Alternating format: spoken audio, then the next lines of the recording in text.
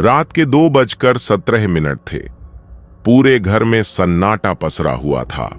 खिड़की से आती हवा पर्दे को हिला रही थी और दीवार पर अजीब सी परछाइयां बन रही थीं।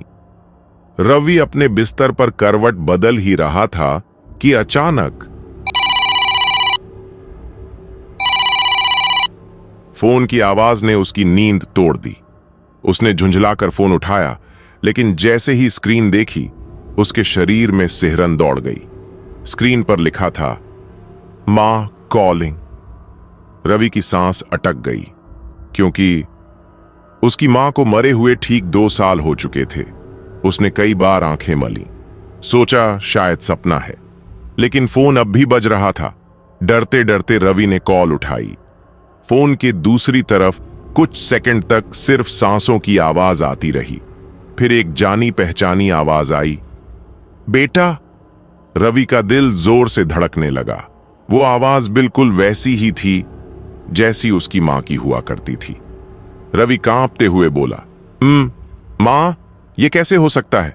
उधर से धीमी आवाज आई, दरवाजा खोलो बेटा, मैं बाहर खड़ी हूं। ये सुनते ही रवि के हाथ से फोन लगभग गिर गया।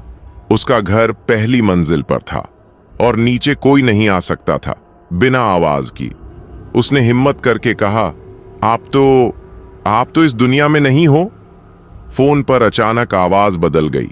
अब वो आवाज भारी और ठंडी हो चुकी थी। तो क्या मां अपने बेटे से मिलने भी नहीं आ सकती? फोन कट गया। पूरा कमरा फिर से सन्नाटे में डूब गया। तभी मुख्य दरवाजे पर धीमी लेकिन साफ खटखट।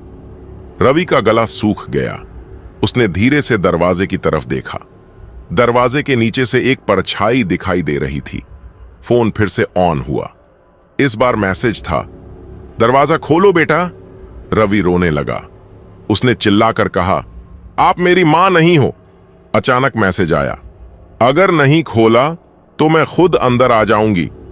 खटखट अब तेज हो चुकी थी। दरवाजा हिलने लगा। रवि पीछे हट गया। उसकी नजर दीवार पर टंगी मां की तस्वीर पर पड़ी। तस्वीर में मां की आंखों से खून की धार बह रही थी और तस्वीर के नीचे लिखा था, मां कभी खाली हाथ नहीं आती। अचानक दरवाजा अपने आप खुल गया। बाहर अंधेरा नहीं था, बल्कि वही औरत खड़ी थी जिसका चेहरा मां जैसा था, लेकिन आंखें पूरी तरह काली थीं। उसने मुस्कुराते हुए कहा, बेटा, अब तू मेरे साथ चलेगा। सुबह पड़ोसियों ने देखा, रवि का घर खुला था। फोन जमीन पर पड़ा था और कॉल हिस्ट्री में आखिरी कॉल लिखा था, आउटगोइंग कॉल, मां। लेकिन रवि कभी वापस नहीं आया।